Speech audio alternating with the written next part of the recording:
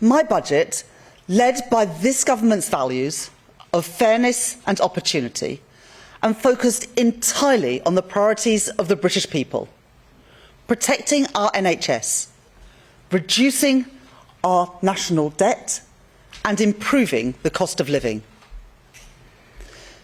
There is a lot of speculation about the choices that I will make. I understand that. These are important choices that will shape the future of our country for years to come. I want people to understand the circumstances we are facing, the principles guiding my choices, and why I believe they will be the right choices for our country. We are a country with considerable economic strengths, an open trading economy, a global hub for cutting-edge industries, from AI to biotech, with world-leading universities and scientific institutions, and a talented and a committed workforce.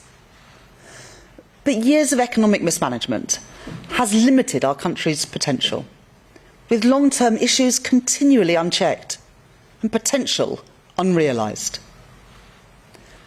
At the budget last year, I fixed the foundations, dealing with the aftermath of Liz Truss's disastrous mini-budget and the £22 billion black hole in the public finances left by the previous government.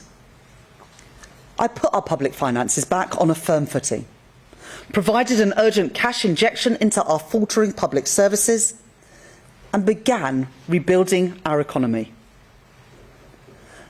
But since that budget, the world has thrown even more challenges our way.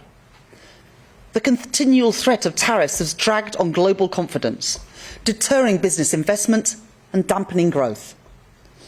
Inflation has been too slow to come down, as supply chains continue to be volatile, meaning the costs of everyday essentials remain too high.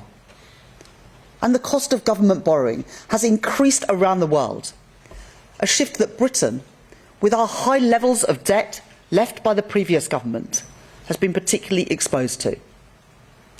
And in an uncertain world, we also face pressure to increase our defence spending, and it is right that we do that, protecting ourselves from hostile actors and supporting our allies. And there are other pressures on the public finances. The Prime Minister, the Secretary of Work and Pensions, and this whole government are committed to reforming our welfare state, so that it is not a system that counts the costs of failure, but one that invests in success and protects those who need it most. There is nothing progressive about refusing to reform a system that is leaving 1 in 8 young people out of education or employment. So we have begun the job of creating a system that protects people who cannot work and empowers those who can. And there are longer-term challenges too. That feeling, shared by millions of people across the country, that the economy isn't working as it should. Alongside the budget this month, the Office of Budget Responsibility, the UK's public finance watchdog, will set out the conclusions of their review of the supply side of the UK economy. I will not preempt those conclusions, but it is already clear that the productivity performance that we inherited from the last government is weaker than previously thought. A less productive economy is one that produces less output per hour worked.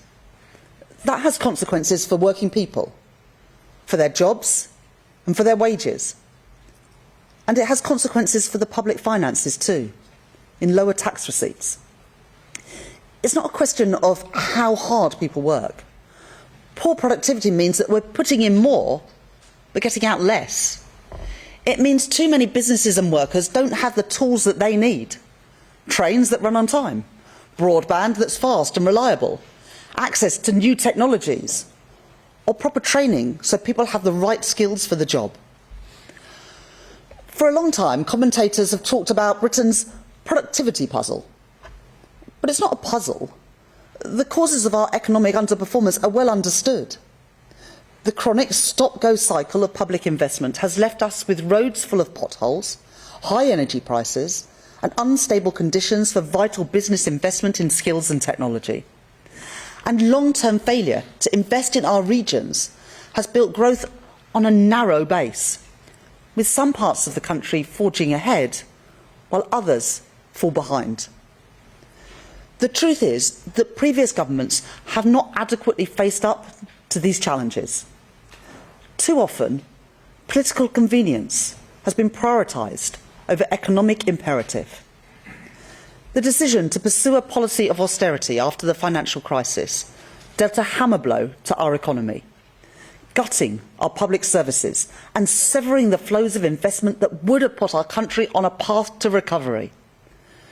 The years that followed were characterised by instability and indecision, with crucial capital investment continually sacrificed and hard decisions put off again and again. And then a rushed and ill-conceived Brexit that brought further disruption, as businesses trying to trade were faced with extra costs and extra paperwork. All this meant that when the pandemic arrived, our country was underprepared, our public services weakened and our economy fragile. And we finished the pandemic with higher death rates and higher debt than our peers. This isn't about relitigating old choices. It's about being honest with the people about the consequences that those choices have had. It is my job to deal with the world as we find it, not the world that I might wish it to be. Not to commentate or to speculate, but to act.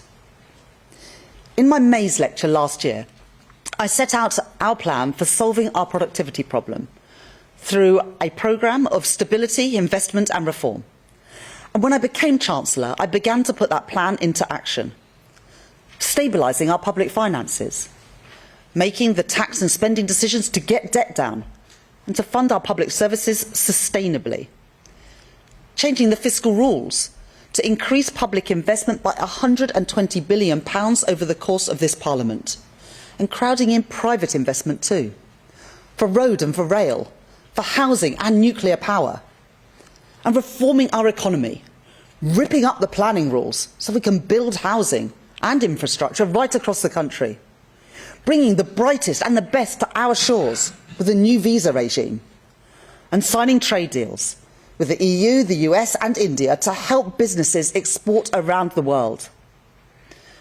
We've begun to see the results of those plans in falling interest rates and falling NHS waiting lists, in rising wages and rising investment. But I know that real progress takes time. Our growth was the fastest in the G7 in the first half of this year. I don't expect anyone to be satisfied with growth of 1%. I'm not, and I know that there is more to do. The first part of our planning reforms will add an additional £6.8 billion to the size of our economy in the next 5 years. But the next part, our planning bill, must complete its passage through Parliament before it can make a difference. Interest rates, which rose from 0.1% to 5.25% in the last Parliament, have now been cut 5 times. But at 4%, they are still a constraint on business borrowing and a burden on family finances. Inflation is already much lower than the double digits seen under the previous government. And the choices I make in this budget this month will be focused on getting inflation falling and creating the conditions for interest rate cuts to support economic growth and improve the cost of living. I understand the urge for easy answers. Politicians of recent years have become addicted to shelling out for short-term sticking plaster solutions rather than making long-term economic plans. They were irresponsible then. And those who continue to push for easy answers are irresponsible now. The UK's national debt now stands at £2.6 trillion, equivalent to 94% of GDP. Before the mini-budget, our borrowing costs were in the middle of the pack compared to other advanced economies. But now we have the highest borrowing costs of any G7 country. Today, 1 in every £10 of taxpayers' money is spent on debt interest. Not paying that debt down, but just paying the interest to our creditors. At the budget last year, I changed the fiscal rules to strike a careful balance, to invest more in capital alongside a credible plan to grow our economy and bring debt down within this Parliament. That was the right decision to break the cycle of low productivity and low growth. But that additional investment can only be delivered because markets know my commitment to the fiscal rules is ironclad. Some people say that we should just sidestep those rules, that we can borrow more without consequence by simply reclassifying areas like defence or education. But no accounting trick can change the basic fact that government debt is sold on financial markets. There are limits on the price that banks, hedge funds and pension funds are willing to pay for our debt. And we are competing constantly with other countries also selling debt. The more that we try to sell, the more it will cost us. It is important that everyone, the public and politicians, understand that reality. The less we spend on debt interest, the more we can spend on the priorities of working people. Our NHS, our schools, our national security. The public service is essential to both a decent society and a strong economy. At the budget last year, I provided our public services with a vital cash injection, and I am proud of that choice. Proud that it is a Labour government that is providing record investment in our NHS, getting waiting lists down by over 200,000 since the election. Proud that it is a Labour government that is investing in our children through the rollout of free breakfast clubs and free school meals.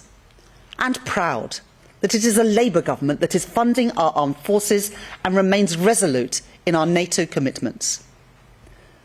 The alternative is to row back on those investments, to return to the cycle of austerity and decline, which is what got us here in the first place, passing the cost of government failure onto communities and families, stifling our economic growth and weakening Britain's foundations in an unstable world.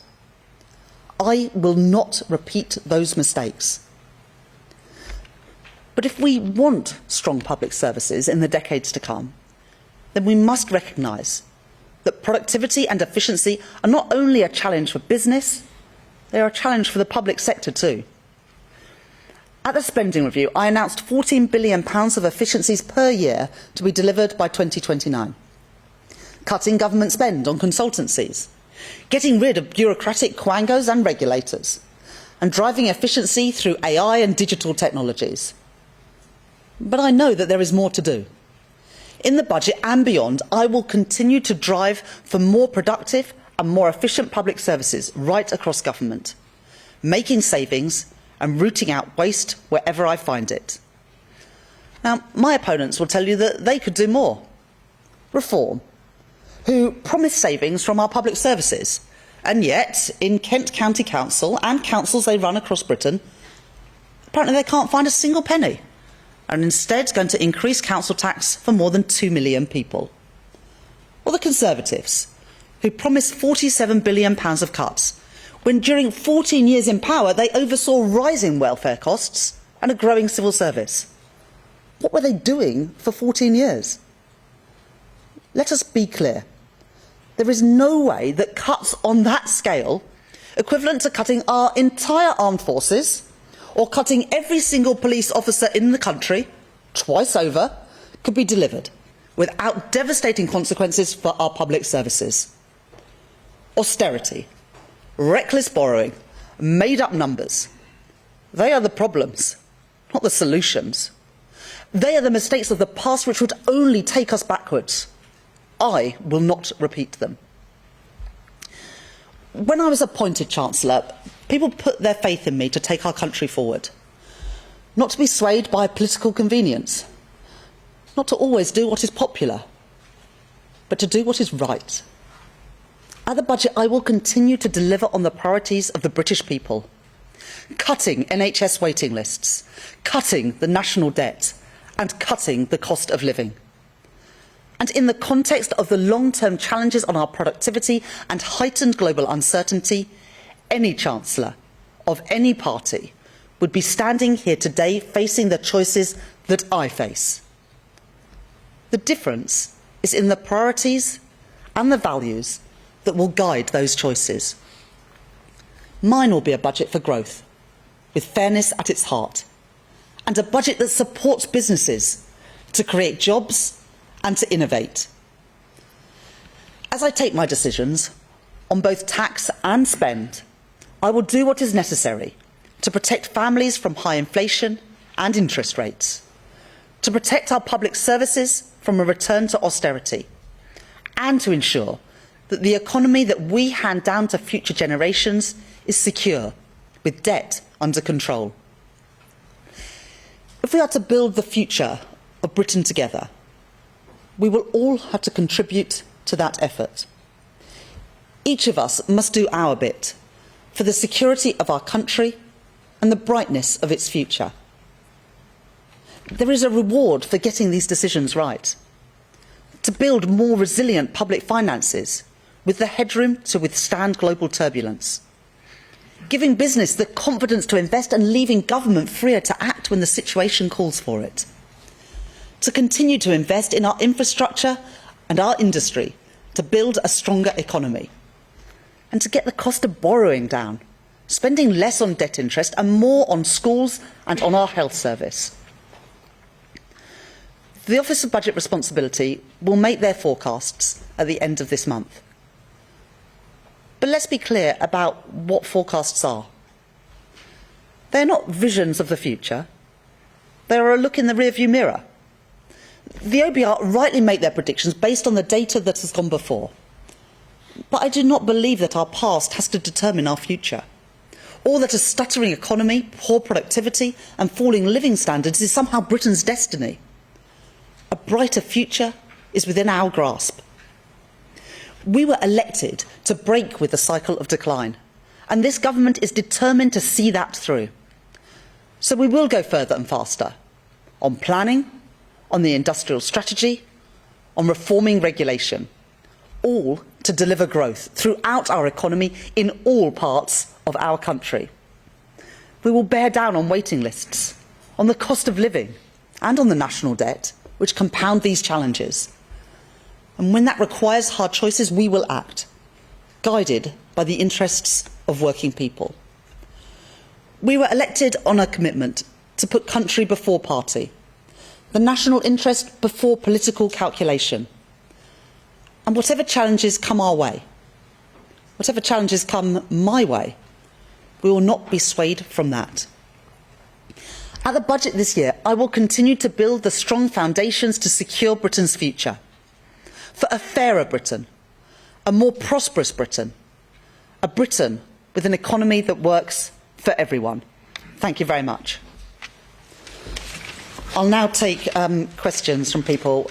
Start with Beth Rigby from Sky News. Thank you. Chancellor, you made history in your last budget when you increased taxes by £40 billion in the biggest tax-raising budget in over a generation.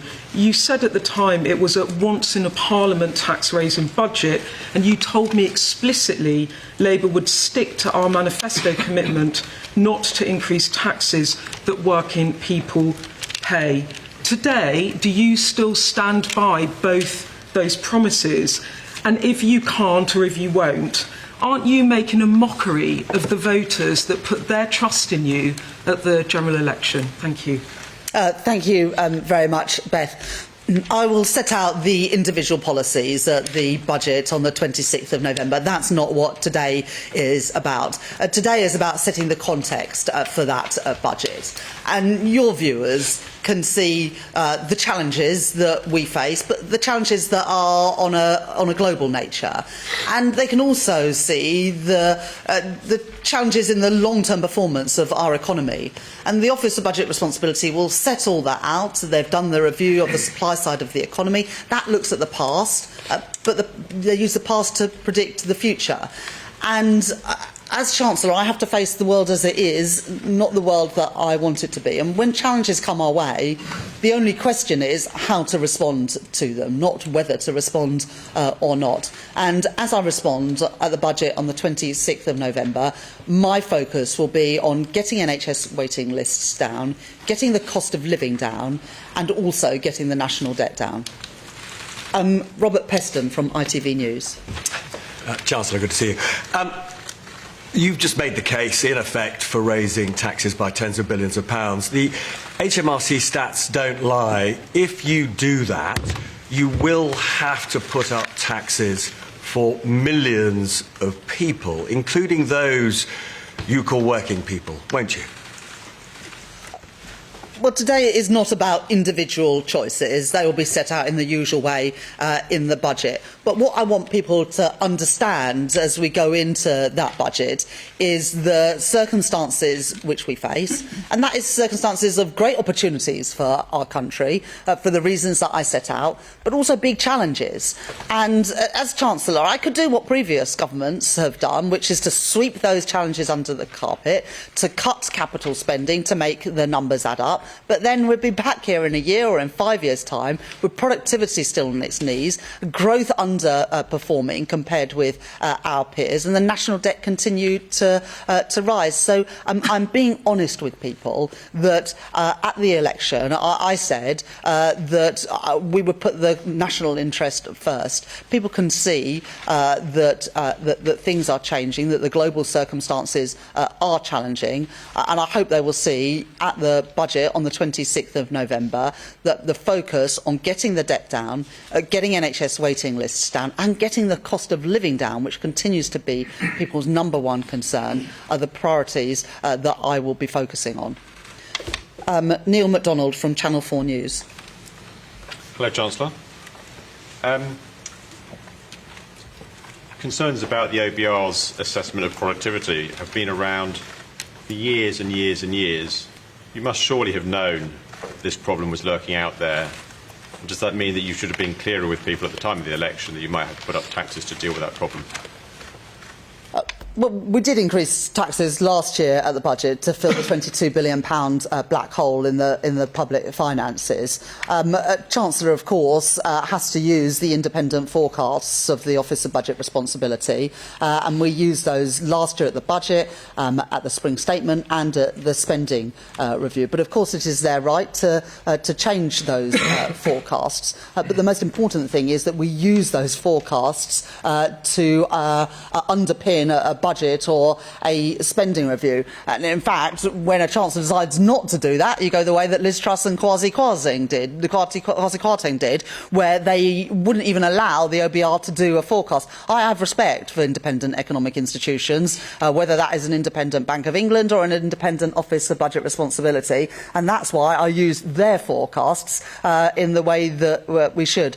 But they will update, as we all know, their view about the supply side of the economy. They will set out the reasons for doing that and the reasons for their new assumptions on total factor productivity, the productivity predictions for the forecast. But forecasts are by their nature based on past data. I don't believe that the past is our destiny. I believe and I am determined to defy those forecasts, but it is right that we use those forecasts to underpin our economic policy. Otherwise, I'm afraid it is the road to ruin, which is the road that Liz Truss and Kwasi Kwarteng chose, which is why we still have higher borrowing costs than every other G7 economy. That was not the case before that mini-budget. I'm determined to bring those borrowing costs down and to bring our national debt down. So instead of spending £1 in every £10 of taxpayers' money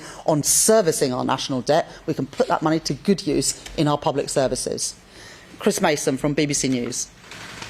Thank you, Chancellor. Chris Mason, BBC News. I've got your manifesto here from last year, and on page 21 it says explicitly that Labour will not increase taxes on working people, which is why we will not increase national insurance, the basic hire or additional rates of income tax or VAT. What do you say to those who have listened to you this morning, and yes, they'll wait for your choices in a few weeks' time, but will say perhaps, crikey, it looks like the Chancellor's about to drive a coach and horses through either that promise or the promise from a year ago not to come back for more. And if I may, on last week's news, how did you manage to make such a mess of applying for a rental licence on your home, having championed the very policy yourself, and then managed to give one account to the Prime Minister, only to come back and have to give another one? Thank you. So I will set out the specific policy choices on the 26th of November, and that's the right thing to do. And we're going through that process and the iterative process with the OBR at the moment, with the forecast and different policy measures. What I want people to understand, and I think it is the right thing and the courteous thing to do, to explain those challenges, but also the principles that will guide me in confronting them. And that's what today's speech is about. There would be a different route through this, as I said in a previous answer. I could say, as I said to Robert, and what previous chancellors did, was, OK, we've got these challenges coming our way. The easy thing to do would be to cut investment in housing, to cut investment in energy security, to cut investment in our transport infrastructure. The reason we have such low productivity today, and the reason why the OBR are updating their forecasts, is because governments have done that for the last 14 years, and that's why we face so many of the challenges we face today. And I'm not going to be a chancellor like that. I am going to put the country first. I'm going to put the national interest first, so that chancellors in the future are not going to have to address the productivity puzzle. I don't think it's a puzzle, but the productivity problem that we face today. I'm going to take the long-term interests in our country's interest. And as I make those decisions, I am going to be laser focused on what I think are the key things for our country right now, and that is to get our debt down, because if we weren't spending £1 in every £10 on just servicing the debt, not even repaying it, but just on the interest costs, then we'd have more money for our NHS, or indeed money for tax cuts, getting NHS waiting lists down. We've already cut them by over 200,000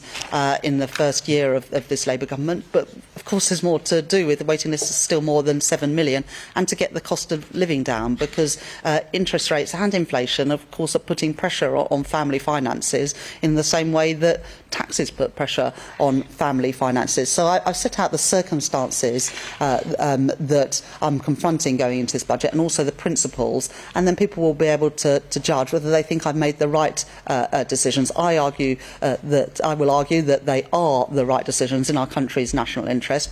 Of course, it's the role of others to scrutinise, but for other political parties, it's their responsibility to put forward an alternative not of fantasy economics like what we're hearing at the moment from Reform and the Conservative, but serious plans, because that's what these times demand.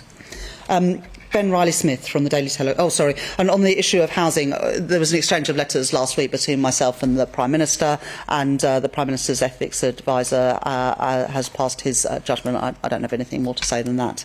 Ben Riley-Smith from the Daily Telegraph. Thank you, Chancellor. It's pretty clear you're keeping open the possibility of breaking your manifesto. As you say, you want to do what's right but not what's popular. If you look at history, often... Well, I'd like to do both, but... often... But I will do what is right. Well, often governments that have broken manifestos have been turfed out. Are you willing to lose the next election if it puts the public finances right? But we've got to do the right things. The problem of the last 14 years is that political expediency always came above the national interest. And that is why we are in the mess that we are in today.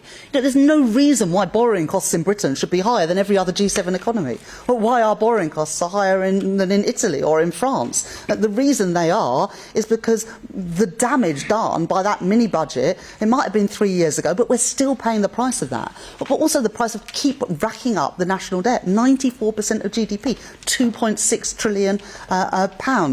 If we had lower debt and we had lower debt servicing costs, we wouldn't be having to make the choices that we have to make today, and I'm determined to put our country on a more sustainable footing. Public finances that are under control, public services that are properly funded, and yes, with a focus on fairness and on growth, because in the end, growth is the best way out of the challenges that we face. I set all that out, but if you're asking me what comes first, the national interest or political expediency, it's the national interest every single time with me, and that's the same for Keir Starmer too.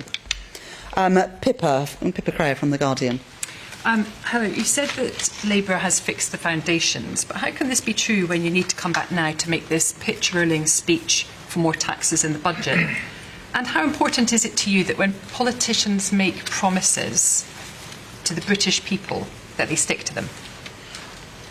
So we did fix the foundations last year. We filled the £22 billion black hole in the public finances. We provided a vital injection into our public services. But crucially, by changing the fiscal rules to separate out day-to-day spending and capital spending, we were able to put an additional £120 billion into capital investment to improve our energy security, to build new rail and road infrastructure, to build the housing we need, and also the digital infrastructure that our country needs. But I think that everyone can see that this year has thrown further challenges our way. Britain is not unique in that respect. The impact of tariffs, of global uncertainty, weighs on countries around the world. And at the same time, the OBR are choosing this moment to update their forecasts on productivity. Now, I am determined to beat those forecasts, but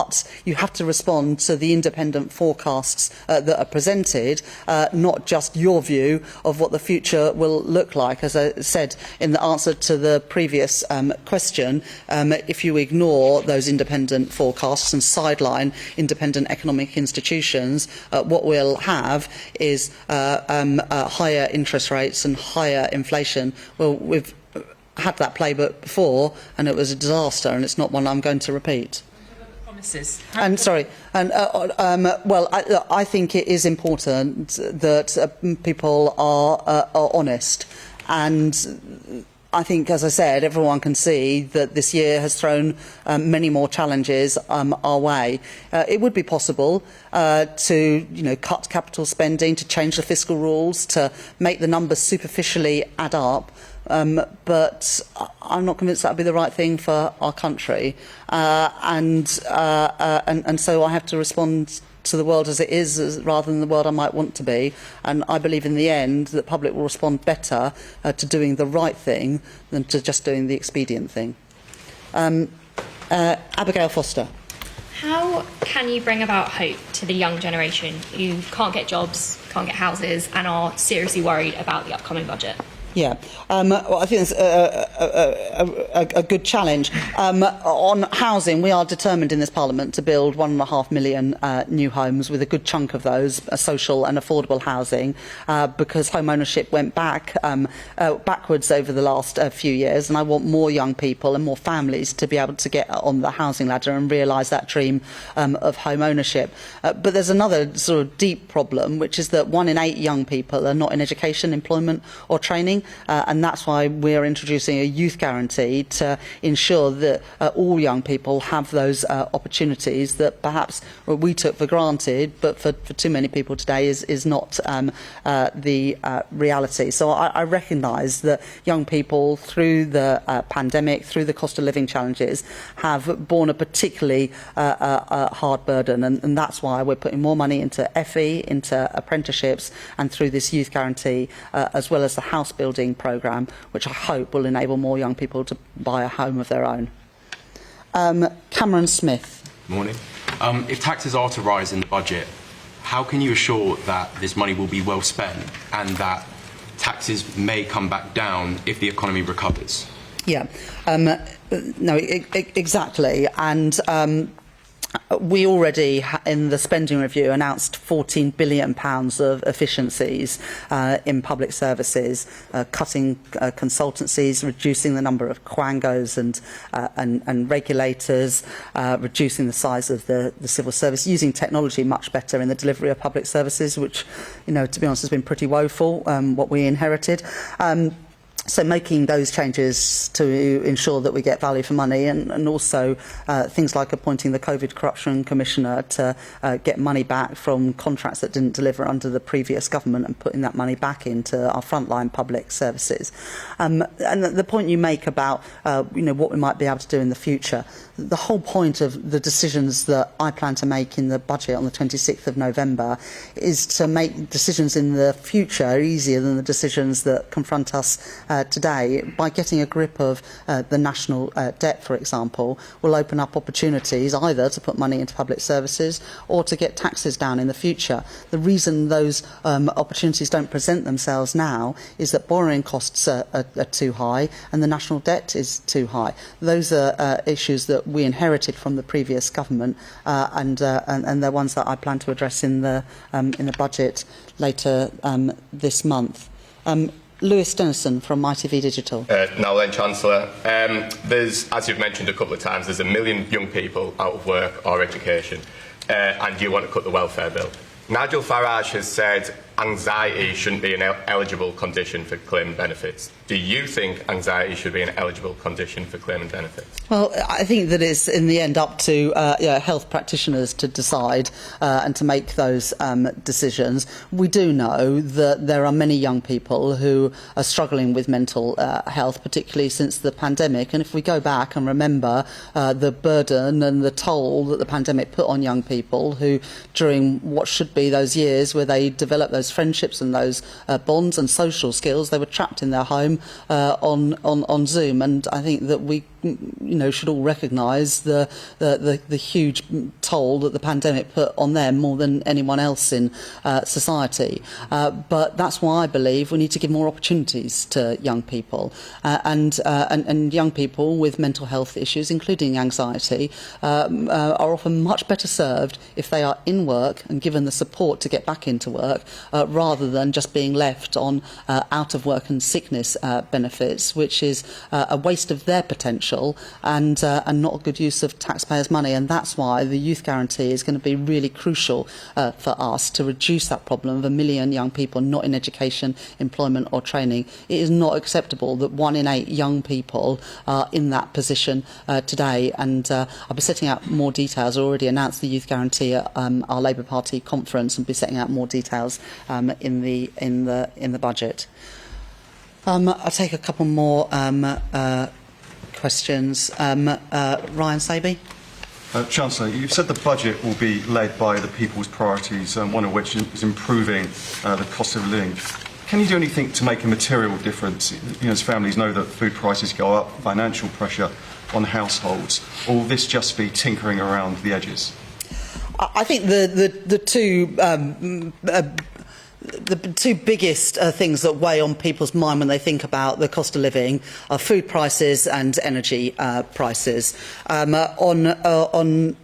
food prices, we set out last year a review of our business rates system, and we'll be setting out more detail in the budget on that. But I was really clear in opposition, and have been through my time as Chancellor, that we need to reform the business rate system so it's fairer for high streets and smaller businesses, and ensuring that those who operate just online pay their fair share of taxes. The current business rate system was designed for a previous age, not for a digital age, and so we'll be reforming the business rate system to hopefully give a bit more comfort to small businesses and high street businesses as well. And then the other challenge that people face are high energy prices, and this goes back to a sort of structural issue as well, that we haven't haven't been building enough energy infrastructure in Britain, and when the Russia's invasion of Ukraine came along, we were too exposed to global markets and did not have gas storage facilities or produce